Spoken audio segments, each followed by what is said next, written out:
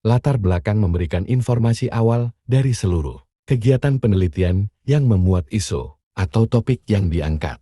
Latar belakang juga memberikan gambaran apakah peneliti merupakan orang yang menguasai topik yang diangkat atau tidak dan pengguna bahasa yang cermat atau sebaliknya. Dari bahasanya, seseorang akan diketahui banyak hal tentang dirinya. Bahasa adalah potret diri seseorang.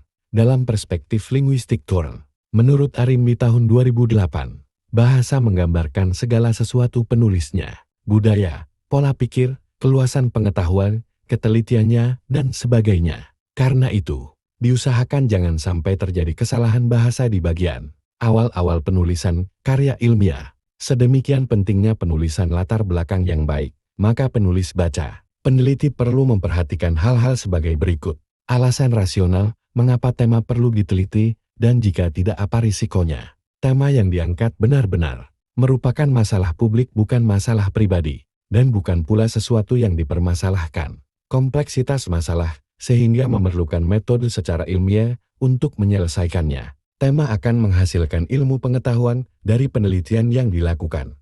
Latar belakang penelitian berisi informasi mengenai substansi masalah yang diteliti yang diperoleh oleh peneliti dari fenomena, peristiwa atau problema yang perlu dicari solusinya.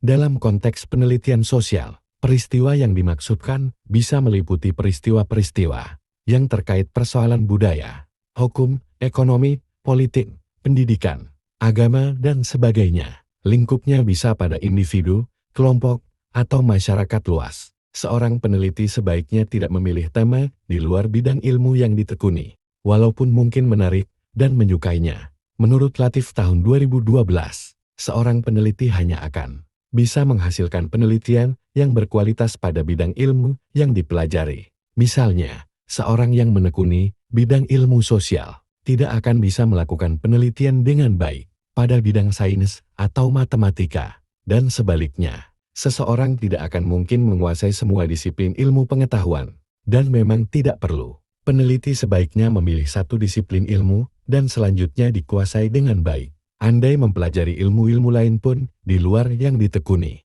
itu sifatnya untuk memperkaya perspektif keilmuan. Itu sah dan baik-baik saja.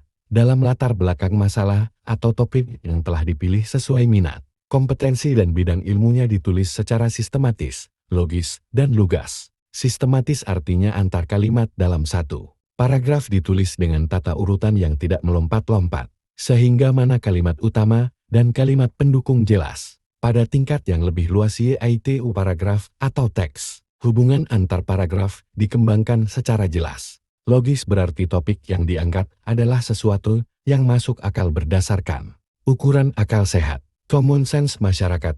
Kita jumpa di konten selanjutnya.